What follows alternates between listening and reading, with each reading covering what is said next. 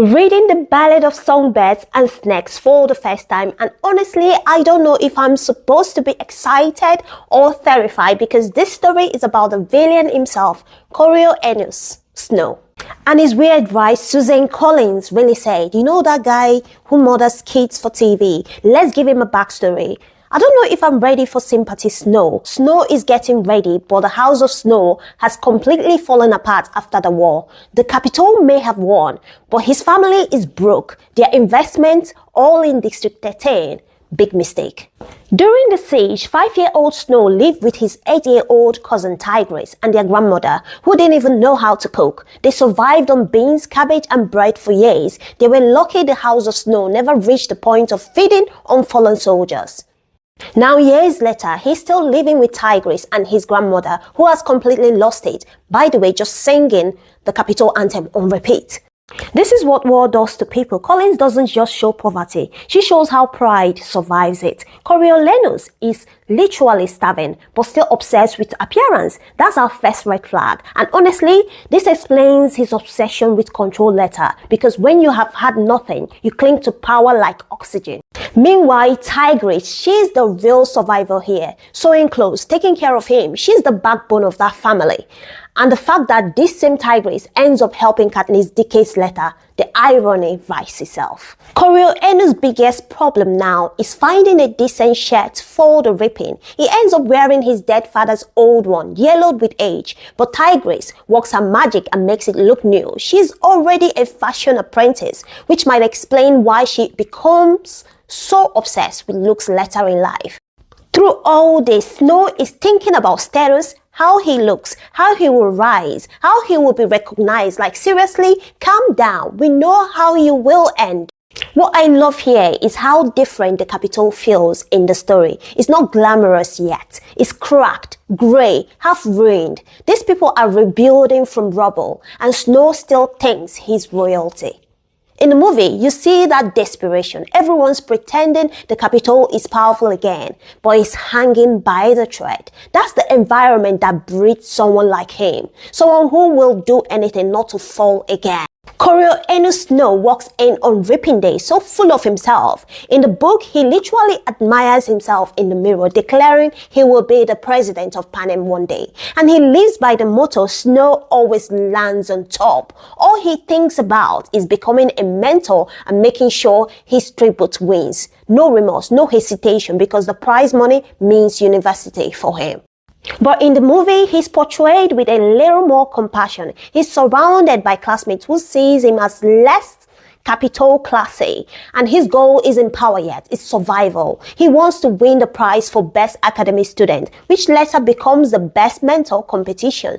So now he's determined to be the best. In the book, he's already scheming. Every move is a calculation, but in the movie, Tom Bleed plays him with his quiet hunger. You almost believe he could have been good if the world wasn't so cruel. That's the danger of the adaptation. It makes him likable. You start rooting for him even when you know you shouldn't. Suzanne Collins doesn't want us to sympathize. She wants us to understand how someone learns that kindness doesn't pay, only control does. He's already picturing himself at the top, hoping for a strong district like 1, 2 or maybe 11 because he's desperate for the prize money. And honestly, I don't blame young Snow yet. But of course, Dean Highbottom, the game maker, can't stand him. And who can blame him? Snow's arrogance practically drifts off the page, though in the movie he's a bit more subdued. Highbottom is fascinating. This man invented the Hunger Games, but hates what they have become. His resentment towards Snow feels personal, like he sees what the boy will turn into, and Snow's reaction, not humility, is injury. He feels insulted, and that tiny crack in his pride, that's where the villainy starts to grow. Then there is Sejanus Plant, the boy from District 2, whose family bought their way into Capitol's life. Snow pretends to like him, but inside, he's disgusted. He hates that someone from the district could ever rise so high. In the movie, though they are actually friends, you can see Snow battling between loyalty and envy. Sejanus is what Snow will never be, moral, idealistic and compassionate. He's the voice saying, this is wrong, why everyone else stays silent. In the book, Snow sees that as weakness. He literally can't comprehend helping someone unless it benefits you. But in the movie, Sejanus feels like Snow's last chance of redemption, the one person who could have pulled him back if he had listened. So when it's time to assign mentors, Snow is sure he will get a top district. But nope, the universe humbles him real fast. He gets District 12, the weakest one, and his tribute, Lucy Gray Baird. He's crushed, convinced his shot at glory is gone. This is karma in motion. The Capitol boy who looks down on everyone else now has to bet everything on the district he despises most, and it's so satisfying. But then Lucy Gray walks out and she's different, dressed in bright colors, looking like she stepped straight out of Bridgerton, all dolled up for the ripping. Coriolanus immediately thinks, for someone to dress like this, maybe she's unstable. But she doesn't just walk, she owns the stage. She slips a snake into the mayor's daughter's dress. Chaos erupts and everyone's eyes lock on her. Then after getting slapped across the face, she just starts singing.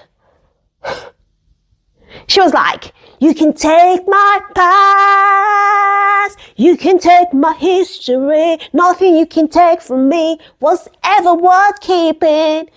Don't mind my voice. Lucy Gray is chaos in colors. She's art in a world that has forgotten how to feel. She's the songbird to his neck, unpredictable, emotional, free. The way she turns humiliation into performance, that's power. She's not rebelling, she's surviving, and she does it through art. The whole square goes silent, and for the first time, Coriolanus is speechless. The arrogance gone, replaced by fascination. He's thinking maybe District 12 isn't so hopeless after all. In the movie, Rachel Zegler's performance sells that perfectly. Her voice is haunting. She turns the ripping into a stage, and in that moment, you understand why Snow becomes obsessed. She represents everything he can't control, and he hates that he needs her to succeed. For the first time, Coriolanus is impressed by someone from the district. That arrogance fades, replaced by curiosity. But this isn't love, it's obsession. Snow doesn't admire Lucy Gray. He wants to own her magic. He's drawn to her freedom, but he doesn't understand it. He wants to bottle it, brand it, and make it his. Every act of kindness he shows later isn't compassion, it's control. And that's the terrifying part. His evil doesn't start with violence, it starts with entitlement. Because with Coriolanus Snow, he always believed he will land on top. And let's be real, Lucy Gray is a whole vibe. The Ballad of Songbirds and Snake doesn't redeem Snow, it dissects him. It shows how greed, pride, and fear twist someone into believing cruelty is tragedy. The movie humanizes him, the book exposes him, and together they prove one thing: villains aren't born, they're built button by button. Thank you for watching. See you next time. Your thoughts are always welcomed in the comments.